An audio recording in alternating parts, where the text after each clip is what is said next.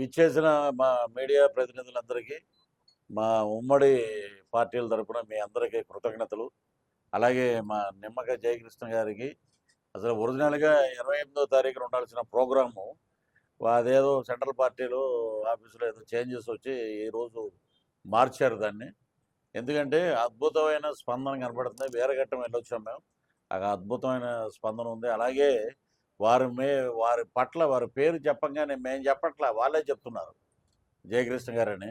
తప్పకుండా మా అభ్యర్థి ఘన విజయం సాధిస్తాడండి ఈ ఎలక్షన్‌లో. No doubt. ఎందుకంటే ఇక్కడ మనకి అటు శ్రీనివాసరావు గారు ఉన్నారు, తెలుగుదేశం నాయకులు. ఇక్కడ తేజవతి గారు, అలాగే బీజేపీ నాయకులు. ఇక్కడ మా సత్యబాబు ఉన్నారు. అలాగే ఇక్కడ ఏంటంటే ప్రతి అభ్యర్థి విజయాన్ని ఆకాంక్షిస్తూ ఒక స్టార్ క్యాంపెయినర్గా నన్ను పవన్ కళ్యాణ్ గారు పంపడం నిజంగా నా అదృష్టంగా భావిస్తున్నాను.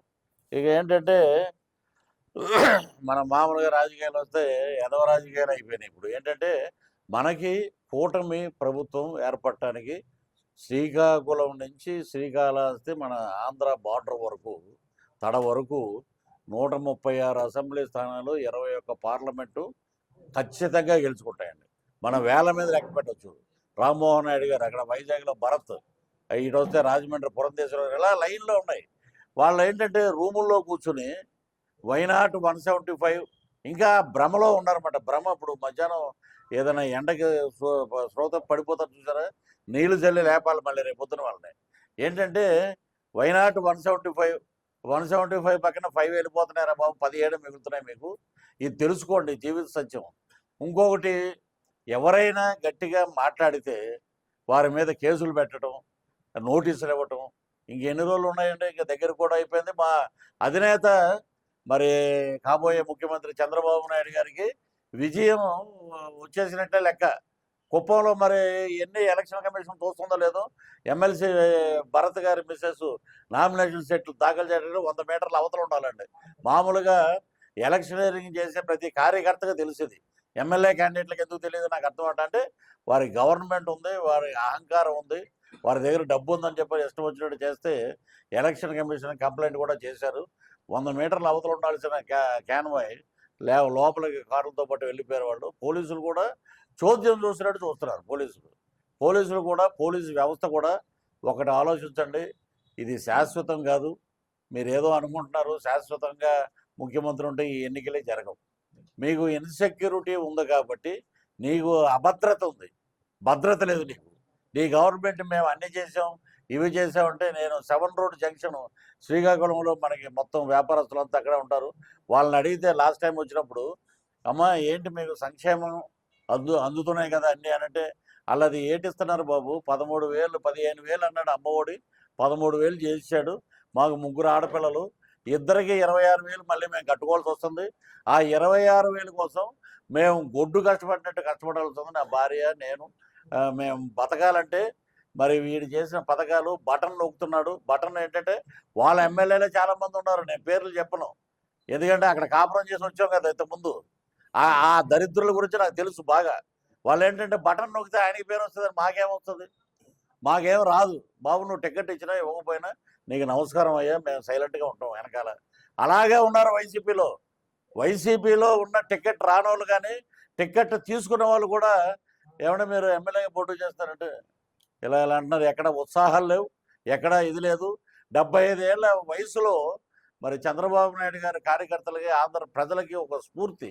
మరి వారు చేసే మీటింగులు కానీ ఆ ఓపిక, ఆయన ఏంటంటే దుర్మార్గుడిని పక్కకు తోలాలి, ఈ దుష్ట పరిపాలన అంతం చేయాలి దీన్ని.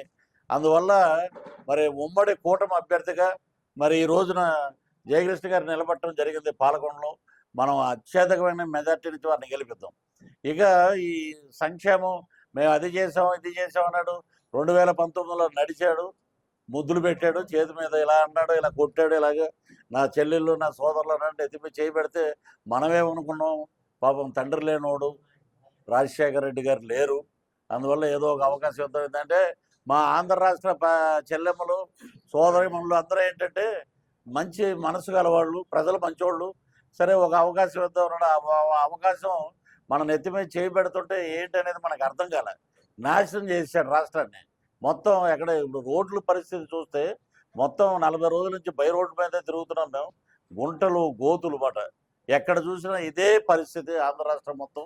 ఇక ఏంటంటే దోచుకోవడాలు అయితే మామూలుగా లేవు. పాలకొండ పరిస్థితి అయితే మరి ఈ రోజున ఎంత అభివృద్ధి జరగాలంటే ఇక్కడ మరి ఆవిడేమో సైలెంట్‌గా ఉంది. కళావతి గారు అనుకుంటాం. ఏవండీ కళావతి గారు ఆవిడ ఏంటంటే మహిళ అయిపోయింది కాబట్టి ఆమె మీద మనం మాట్లాడలేము. ఆమె కూడా ఇదే ఆఖరి ఎలక్షన్ ఎమ్మెల్యేగా. నేను ఖచ్చితంగా చెప్తున్నాను ఆయన అద్భుతమైన మెజార్టీ తోటి కూటమి అభ్యర్థి, కూటమిలో ఉన్న మిగిలిన పార్టీలు జనసేన, టీడీపీ, బీజేపీ అందరూ కలిసి మరి సోదరుడు ఇక్కడ మా అన్నగారు అందరూ కలిసి ఇంటింటికి తిరుగుతున్నారు. తిరిగి గడప గడపకి ప్రచారం చేస్తున్నారు. అద్భుతమైన విజయం ప్రతి చోట అలాగే ఉంది. ఇక ఏంటంటే వీళ్ళు మనం అనుకుంటా కూడా అంటే పేరుకి మంత్రులు నోటి నిండా బూతులే వీళ్ళకి. వీళ్ళు ఏంటంటే బూతుల యూనివర్సిటీ నుంచి వచ్చారు. ఆడేమో శ్యాంబాబు అని నేనేదో క్యారెక్టర్ వేశానని నా మీద పడి ఏడిచాడు. ఢిల్లీ వరకు తీసుకెళ్ళాడు దాన్ని. ఢిల్లీ వరకు తీసుకెళ్ళి ఒరే నీకు రాజశేఖర రెడ్డి గారు ఉన్నప్పుడు, స్వర్గీయ నందమూరి తారక రామ గారు ఉన్నప్పుడు, చంద్రబాబు నాయుడు గారు ఉన్నప్పుడు ఒక సమీక్ష ఉండేదండి. నెలకో 2 నెలలకో మేము ఇలా సమీక్ష పెట్టేవాళ్ళం. ఒక ముఖ్యమంత్రి మాట్లాడేవారు, చంద్రబాబు నాయుడు గారు మాట్లాడేవారు. ఈ రోజున ప్రాజెక్టులు ఎలా ఉన్నాయి, పక్కన దేవినేని ఉమ్మ గారు అప్పుడు మాట్లాడేవారు ఇరిగేషన్ గురించి. ఈ రోజున ఏది మాట్లాడాలన్నా సకల శాఖ మంత్రి సజ్జల రామకృష్ణారెడ్డి గారే మాట్లాడాలి. ఈ కామెడీగా బఫూన్లు ఉన్నారు వెనకాల. ఒక అంబటి రాంబాబు, ఒక బూతుల రోజా, వీళ్ళందరూ ఏంటంటే ఆయన కళ్ళల్లో మన పేరుని నాని, కొడాలి నాని, ఈ పేర్లన్నీ చిన్నపిల్లలు చెప్తున్నారు. బూతులు మాట్లాడే మంత్రులు ఇంకా ఉంచారేంటి అంకులు తోసేయకుండా అని. తోసేసే రోజు దగ్గర వచ్చింది. జూన్ 4న బాక్సులు ఓపెన్ అవుతాయి. డబ్బున్నోడు ఫ్లైట్లో వెళ్తాడు, డబ్బు లేనోడు బై రోడ్డు వెళ్ళిపోతారు. అంతే ప్రశాంతంగా కూటమి అధికారంలోకి వస్తుంది. చంద్రబాబు నాయుడు గారు చెప్పడం కూడా 24/7 2 సంవత్సరాలు పనిచేస్తేనే ఇన్ని లక్షల కోట్ల అప్పు మనం తీర్చగలుగుతాం. కష్టపడి మనం పనిచేద్దాం. ప్రతి చోట చెప్తున్నారండి. దోపిడీ ఎలా ఉందంటే మామూలుగా లేదు. నేను చూసా కొంతమంది ఎమ్మెల్యేలు అయితే ఒకటే మాట చెప్తున్నారు, అయ్యా ఈసారి విజయం మీదే. పులివెందుల్లో మేము షూటింగ్ చేస్తే వాళ్ళు ఒకటే మాట అన్నారు, ఏమండి ఈసారి కొంచెం కష్టం అండి, ఈసారి కొంచెం కష్టం, మా రెడ్డి రాడండి అని అంటున్నారు. మరి ఈ రోజున మొన్న కడపలో మీటింగ్ జరుగుతుంటే వైఎస్ షర్మిల గారిది, సునీత గారిది మీటింగ్ జరుగుతుంటే అక్కడ పక్కనే విలేజ్లో మేము మీటింగ్ చేసి వస్తుంటే చూస్తే ఆ అమ్మాయిని చూసి నాకు అసలు సంబంధం లేదు, ఆ కళ్ళంట నీళ్ళు వచ్చినాయండి, బొట గారిని. ఆయన వివేకానంద రెడ్డి గారు మేము పులివెందుల్లో షూటింగ్ చేసినప్పుడు బయట విలేజ్లో అరుగు మీద కూర్చుంటే పృథ్వీ గారు రండి ఇక్కడ కూర్చోండి అని చెప్పి కాఫీ తెప్పించి ఇచ్చి, ఎంఆర్ఓ సర్టిఫికేట్ రాలేదండి, మా అన్నయ్య యూఎస్ వెళ్ళాలంటే నా కారు రాలేదని చెప్పి ఎవరో కార్యకర్త వస్తే బైక్ మీద వెళ్ళిపోయి అక్కడ సర్టిఫికేట్ ఇప్పించి వచ్చాడండి. అది లీటర్ చెప్పండి. ఇది ఏంటంటే ఎలక్షన్ వచ్చే టయానికి నిజంగా దౌర్భాగ్యం ఏంటంటే మాకు సినిమాల్లో బోళ్ళు దెబ్బలు తగులుతుంటే ఏంటంటే ఇక్కడ దెబ్బ తగిలితే ఇక్కడ కట్టేసుకోవటం నా చరిత్రలో చూడాలి. ఇప్పుడు ఎల్లంపల్లి ఉన్నాడండి. ఇప్పుడు మనం ఒకటి అందం పోనీ ఎవరో పెట్ల కొట్టేవాడో ఎవడో వీళ్ళు ఏదో కొట్టారు అనుకుందాం. అదేంటంటే పూల వర్తకులు నాకు చెప్పారు గుంటూరులో, మేము పెద్ద పెద్ద గజమాలలో వేసినప్పుడు క్రేన్కి తగిలించినప్పుడు అల్యూమినియం వైరింగ్ చేస్తారట. దానికి అల్యూమినియం వైరింగ్ చేసినప్పుడు అది ఎండాకాలం కాబట్టి కొంచెం టెంపర్ అయ్యేది, తగిలేదు. అంతకు మించి ఇంకేం లేదంటే ఒక ఐజీ లెవెల్లో ఉన్న వ్యక్తి, ఒక డిఏజీ లెవెల్లో ఉన్న వ్యక్తి అక్కడెక్కడో మీరు ప్రెస్ మీట్ పెట్టినప్పుడు, ఆ బహిరంగ సభ పెట్టినప్పుడు లైట్లు లేవు. వాళ్ళ స్క్రీన్ ప్లే చూడండి. ఇక్కడ జగన్ గారికి ఇక్కడ తగిలింది, ఇక్కడ ఇటుపక్క వెల్లంపల్లి గారికి ఇటు తగిలితే నిన్న మొన్నటి వరకు ఇటేసాడు కట్టు, తర్వాత ఇటేసాడు కట్టు. అక్కడే అర్థమైపోతుంది వీళ్ళు ఆడే డ్రామాలని. కొబ్బరి చెప్పులు కానించి గుడి మీద చిల్లర దోచుకునేవాడు అతను ఒకడు. కాబట్టి ఇవన్నీ ఎలా ఉన్నాయంటే ఒక ఆర్ట్ ఆపరేషన్ జరిగితే ఎలా ఉంటుందంటే ఒక 30-40 మంది డాక్టర్ గారు సీఎం గారికి ఆపరేషన్ చేసాం, మాకు చాలా ఆనందంగా ఉందని కూర్చుంటారు. ఇక చిన్న పిల్లోడు, మన సందులో ఉన్న పిల్లోడు కదా తగిలితే ప్లాస్టర్ వేస్తాం మనం. దానికి వేయటానికి 30 మంది డాక్టర్లు. దాంట్లో ఒక డాక్టర్ మనకు తెలుసు, నాతో పాటు చదువుకున్నాడు. ఏంట్రా అంటే, అన్న మీరు సినిమాలో చేస్తున్నారు కామెడీ, ఇక్కడే కామెడీ జరుగుతుంది అన్నాడు. ఇలాంటి పరిస్థితుల్లో ఉంది రాష్ట్రం. ఒరే నీకు వ్యవసాయ రంగంలో నీకు ఇరిగేషన్ మినిస్టర్ ఇచ్చారు, నువ్వు దాని గురించి మాట్లాడు. అసలు గేట్లు ఏంటి అక్కడ దాకా? ఎందుకంటే మన ఇక్కడ పాలకొండ చుట్టుపక్కల ఉన్న విలేజెస్లో ఆ గేట్ తీస్తే ఇటేపు వాటర్ వెళ్తుంది, ఈ 2 ఎకరాలు బ్రహ్మాండంగా పండుతాయి. అనే ఇంగిత జ్ఞానం కూడా అతనికి లేదు. అతను ఎంతసేపు ఏంటంటే పవన్ కళ్యాణ్ 3 పెళ్ళిళ్ళు చేసుకున్నాడు. 3 పెళ్ళిళ్ళు ఈడమ్మ మొగుడు ఈడు చేశాడు దగ్గరుండి, లేకపోతే ఈడు అక్కనిచ్చాడు, ఈడు చెల్లెనిచ్చాడు. ఏది పవన్ కళ్యాణ్ గారికి. లేదా ఈడే దగ్గరుండి అన్నీ చేసినట్టు. ఒకవేళ ఈడు చేయటం వల్ల ఏమన్నా పోలవరం ఆపేశాడా ప్రధానమంత్రి గారు మోదీ గారు? లేదు కదా. పోలవరం ఆగలేదు, ఈ రోడ్లన్నీ ఆగిపోయినాయి పవన్ కళ్యాణ్ గారు పెళ్లి చేసుకుంటే. ఇది ఏంటంటే వీళ్ళ చరిత్ర చాలా ఉంది. విప్పితే మీడియా ముఖంగా అన్ని దత్తరెళ్తాయి. 1వ తారీఖు నుంచి అదే ప్లాన్ అండి. మీరు చేసే అవకతవకలు, మీరు చేసే ఇవి ఎంత ప్రజలే చీకొడుతున్నారు. ఎక్కడికి వెళ్ళినా ప్రజలు బ్రహ్మరథం పడుతున్నారు. చంద్రబాబు గారి ఆధ్వర్యంలో, పవన్ కళ్యాణ్ గారి నాయకత్వంలో కూటమి ప్రభుత్వానికి అఖండమైన మెజార్టీనిచ్చి అద్భుతంగా జూన్ 4న మేము తీర్పిస్తామని చెప్తున్నారు.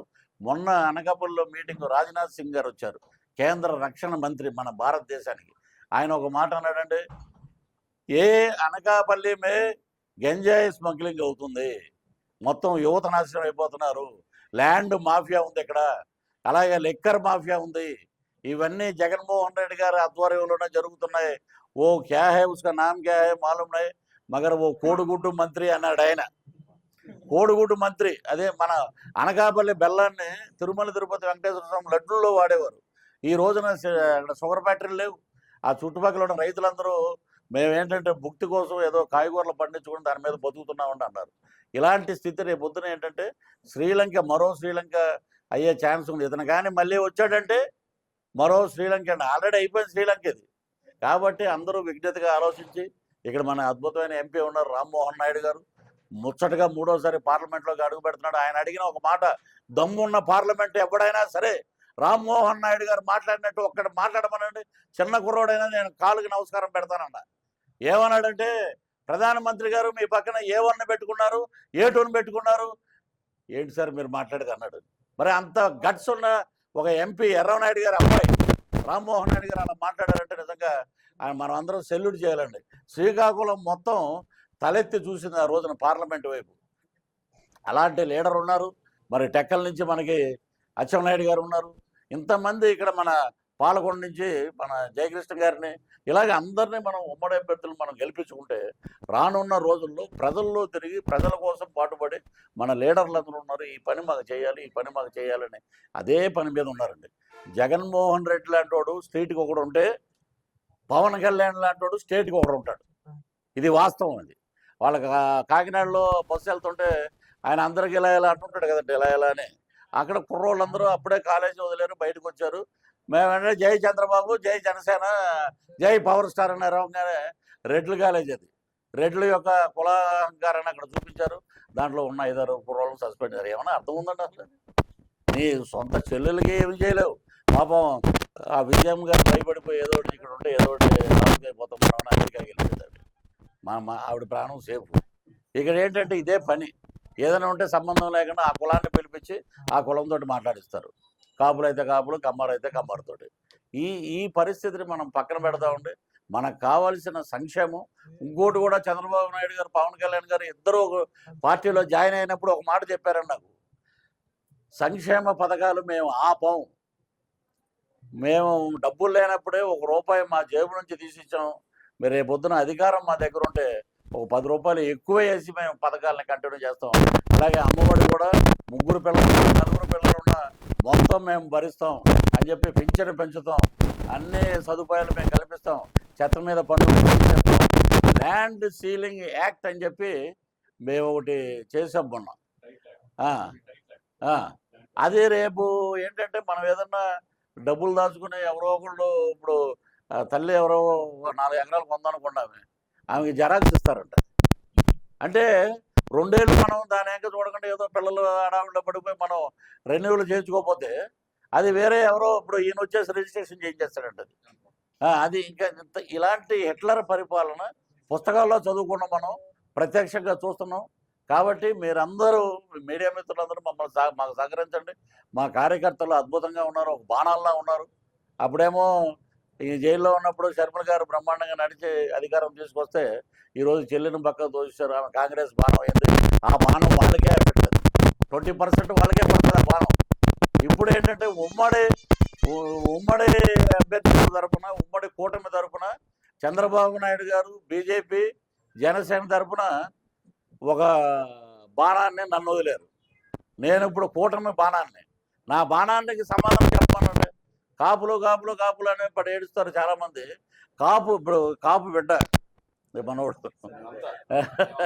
అదే అదే అదే కాపులు కాపులు అన్నారండి. ముద్రగడ్డ పద్మనాభం గారు ఉన్నారు. కాపులు సరే కాపులు నువ్వేంటి ఒక పెద్ద లీడర్గా ఉన్నప్పుడు అయ్యా ఎప్పుడు కనపడినా మేము శ్రీనివాస్ గారు నమస్కారం ఉన్నట్టు ఆ విఘ్నత కూడా లేదురా నాయన నీకు. మేము ఆంధ్ర యూనివర్సిటీలో ఉన్నప్పుడు ఇక్కడ కెర్లంపూడిలో ఉన్నాడు, ఈయన చాలా గొప్ప లీడర్ ఏమో అనుకున్నాం మేము. ఆయన చూస్తే ఏంటంటే సినిమా వాళ్ళని తరిమి కొట్టండి, పవన్ కళ్యాణ్ గారిని తోసేయండి అంటే, ఒరే నాయన నువ్వు నందమూరి తారక రామారావు గారు గవర్నమెంట్లో ట్రాన్స్పోర్ట్ మినిస్టర్గా పనిచేసావు. నువ్వు గత చరిత్ర మర్చిపోయి నువ్వు మాట్లాడుతున్నావు.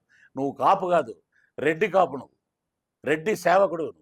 నేను అక్కడ అనకాపల్లి రాజోల నుంచి మేము ఆయనకు సవాల్ వేసాం. మీరు కానీ అప్పుడు డేట్ అయిపోయింది, నామినేషన్ డేటు ముందు 20 రోజుల ముందే చెప్పాం మేము. నువ్వు ఆయన అడిగి ఒక సీటు తెచ్చుకో, నువ్వు కానీ గెలిస్తే నీ ఇంట్లో చీపురుతోటి ఊడమన్నా ఉడుతాం, నీ బాత్రూంలో కడగమన్నా కడుగుతాం. మొలతాడు చూపించడం అంటే నీ ఏజ్ ఏంటి? నువ్వు మొలతాడు మొలతాడు కూడా లేనోడు రాజకీయం మాట్లాడుతున్నారంటే అంటే మేము ఒక మొలతాడు రెడీ చేసాం వెండిది. అది ఎలక్షన్ అయిపోయాక కిర్లంపూడి పంపిస్తాం జూన్ 4వ తారీఖున. ఇక మీ బతుకులంతా అలా ఉన్నాయి. ఇక మీరు ఏదన్నా అడిగితే అడగండి.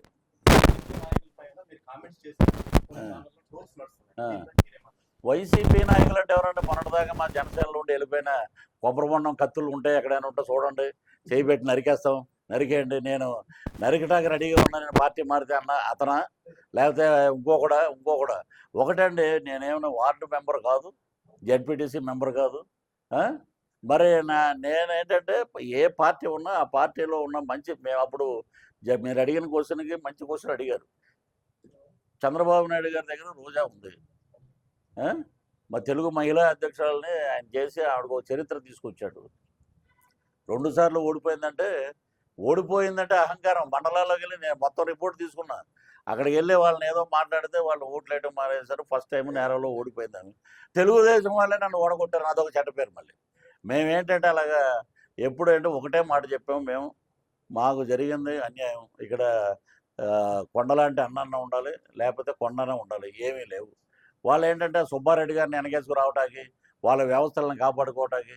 పోనీ మీరు అనుకున్నట్టు నేనే తప్పు అనుకుంటే మరి what about Ambati Rambabu, what about Avanthi Srinivas, వాడు ఇంకోటి దరిద్రం ఏంటంటే మా ఆడబిడ్డలందరూ ఉన్నారు, ఆడు గోరెంట్ల మాధవ్. మరి ఆడు చేసిన పని ఏంటి? ఏమన్నా మమ్మల్ని మాదే నిజం అని అంటే నేనేమన్నా మైన్లు అడిగానా? నేనేమన్నా ఎంపీ టికెట్లు అడిగానా? మీ ఆస్తుల్లో సగం అడిగానా? ఎందుకంటే వీడి వాయిస్ బాగుంది, వాడుకున్నాడు. 2 టర్ములు అపోజిషన్ ఉన్నప్పటి నుంచి ఉన్నాను, నేను బయటికి పంపించారు. నేను దాని గురించి పట్టించుకోలేదు. ఎందుకు ముక్కండి, మాకు కళారంగం ఉంది. మేము అభిమానించే రాజకీయ నాయకులు ఉన్నారు. కోవిడ్ వచ్చినప్పుడు కూడా 2020లో 50-50 ఛాన్సెస్ అని నాకంటే అప్పుడు నన్ను ఆదుకుంది మెగా ఫ్యామిలీ నాకు బెడ్ ఇచ్చింది. గవర్నమెంట్లో ఉన్నప్పుడు నాకు బెడ్ ఇవ్వాలి కదా. అంత దుర్మార్గులు మాట్లాడు. వాళ్ళు ట్రోల్ చేసుకుంటే నాకేం ఫరక్ పడదండి.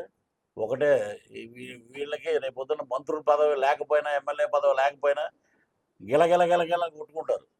నేను ఆంధ్ర రాష్ట్ర ప్రజలకి ఒక అద్భుతమైన నాయకుడు, ఒక 1% మేము ఆ విజయంలో మేము కూడా ఒక పాత్ర అయినందుకు చంద్రబాబు నాయుడు గారు మా ముఖ్యమంత్రి అయ్యా, మా పవన్ కళ్యాణ్ గారు ఒక అద్భుతమైన పొజిషన్లో ఉన్నారయ్యా. హ్యాట్స్ అప్ అంటాం. మా సినిమాలు మేము చేసుకుంటాం. మిమ్మల్ని గౌరవించేవాడు ఎవడు ఉంటాడు? రే ఓడిపోయిన రాడే, ఇంట్లో పిల్లమే అన్నం పెట్టదు నీకు. నువ్వు మాట్లాడే మీ అక్రమ సంబంధాలు, మీ కథలన్నీ ఇన్ని ఉన్నాయి ఆయన. అవన్నీ బయట పెడితే గుండె చచ్చిపోతారు మీరు. ఇంకేమైనా అడుగుతారండి? 2019 ఎన్నికల్లో మీరు రాష్ట్రం అంతా తిరిగారు. 2024 ఎన్నికల్లో కూడా మీరు తిరుగుతారు. అప్పటికి ఇప్పటికి ఎట్లా ఉంటుంది? అప్పుడు ఏంటంటే నేను చెప్పాను కదా, కొండంత అన్న ఉండాలి, లేకపోతే ఇదన్నా ఉండాలి వెనకాల. అప్పుడు ఏంటంటే మీరు సినిమాటోగ్రఫీ మినిస్టర్ అండి, మీరు ఇంకొక దేవాదాయ శాఖ అండి, లేకపోతే ఇంకోటి అన్నారు. నేనేమో అడిగి ఎస్యూబీసీ చైర్మన్ అడగల. ఇంత అవినీతి జరిగిందని వెళ్ళేటప్పటికి అక్కడ జర్నలిస్టులే, తిరుమలలో ఉన్న జర్నలిస్టులు ఇంక 3 నెలల కన్నా ఎక్కువ ఉంచారన్నా, నిన్ను పంపించేస్తారన్నారు. ఎవరు వచ్చినా వాళ్ళు అదే స్కీమ్ అంట. అక్కడ వాళ్ళే తినాలన్నమాట. మొత్తం నెయ్యి డబ్బాల దగ్గర నుంచి నూనె, అక్కడ ఉన్నటువంటి అన్ని సమస్తం వెంకటేశ్వర స్వామి చూస్తున్నాడు మొత్తం. మరి ఈరోజు శ్రీవాణి ట్రస్ట్లో జరిగే అవకతవకలు కానీ చాలా ఉన్నాయి అక్కడ. తిరిగా ఇప్పుడు నేను చెప్తున్నా కదా, నా నోటి వాకు, నేను అమ్మవారి భక్తుడిని, నేనేదో ఒక ప్రపంచంలో ఒక వింత జరుగుతుందని చెప్పను. పేద ప్రజల కష్టం, ఆడపిల్లల ఉసురు, మా ఆడపడుచుల ఉసురులో కొట్టుకుపోద్ది ఈ వైసీపీ ప్రభుత్వం. తప్పకుండా వచ్చేది జనసేన, టీడీపీ, బీజేపీ కూటమి 136 సీట్లతోటి 21 పార్లమెంటు తోటి డంకా బజాయిస్తారు. ఇప్పుడు కూడా జగన్మోహన్ రెడ్డి 175 గెలుస్తానని చెప్తున్నారు. ఇప్పుడు 175 ఆయన గెలుచుకుంటే ఇంకెన్ని ఉన్నాయండి అక్కడ? ఇంకా అసలు మాకు ఒకడు కూడా మాకు వేయడా? అది మాటలు అలా ఉంటాయి మాట. 175 మాదే, 175 అంటే ఈ చిప్పు వెళ్ళిపోయింది. చిప్పు పోయినప్పుడు ఏదైనా మాట్లాడతారు, చిప్పు ఉన్నప్పుడు అయితే పర్ఫెక్ట్గా మాట్లాడతారు. ఏదైనా మాట్లాడితే చిన్న దెబ్బకి ఇది ఏముందంటే, ఆవిడ సునీతమ్మ, ఆవిడ డాక్టర్ ఆవిడ ఏముందంటే, మా సీఎం గారు, మా అన్నయ్య గారు ఒక డాక్టర్గా ఒక అడ్వైస్ ఇస్తున్నాను, మీరు తిరుగుతున్నారు బయట, ఈ స్టిక్కర్ తీసేయండి, ఇది తీసేస్తే ఏంటంటే గాలి ఆడుతుంది, ఎండిపోయి త్వరగా మానిపోద్ది అని ఒక డాక్టర్గా నా సలహా అని చెప్తుంది ఆమె. మరి ఈయనకి ఏంటంటే పబ్లిసిటీ కావాలి. మేము కూడా రేపు నుంచి ఇటు ఒకటి వేస్తామండి, ఇటు పక్క నుంచి నెల్లిమర్రలో వేస్తాయి ఇలాగా. మళ్ళీ వైజాగ్ వెళ్ళేటప్పుడు ఇలా అదేంటి సార్ నిన్న ఇటు ఉంది, ఇటు వెళ్ళిందంటే ఎల్లంపల్లి గారిని వెళ్ళి అడగంటే మాకు తెలియదు ఇవన్నీ. ఇలాంటి దౌర్భాగ్యమైన, నీచమైన, అతి జుగుప్సాకరమైన ప్రభుత్వం, అతి జుగుప్సాకరమైన సంభాషణలు వాళ్ళు మాట్లాడుతున్నారు. చర్మగీతం మే 13 అండి, అద్భుతమైన వర్డిక్ట్ ఇస్తారు. 75% పైనే ఓటింగ్ పోల్ అవుతుంది.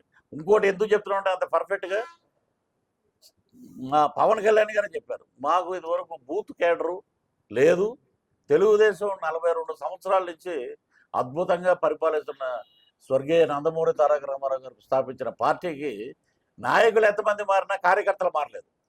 అది మటుకు గొప్ప విషయం అండి. అది బూత్ లెవెల్లో కూడా ఉన్నారు. ఇతను ఎవరు వచ్చాడు, ఇతను పృథ్వీరాజు, ఇతను ఇక్కడ కాదు ఓటు అక్కడెక్కడో ఉంది, ఇది తాడేపల్లి వెళ్ళిపోండి అని చెప్పడానికి తెలుగుదేశం కార్యకర్తలు ఉన్నారు అక్కడ గట్టిగా కూర్చునేవాళ్ళు. కాబట్టి మీ దొంగ నాటకాలు సాగవు, తరిమి కొడతారు తెలుగుదేశం ప్రభుత్వం. వచ్చేది అదే. అప్పుడు మేము రెడ్ డైరీ, మా లోకేష్ మాకు మొన్ననే కలిసి వచ్చాం మంగళగిరిలో, రెడ్ డైరీ తయారవుతుంది, లాస్ట్లో ఉంది, అది బయటికి తీస్తారు, ఎవరెవరు ఏమేం చేశారు వాళ్ళ పని అంతా, వాళ్ళ భరతం అంతా పడుతుంది.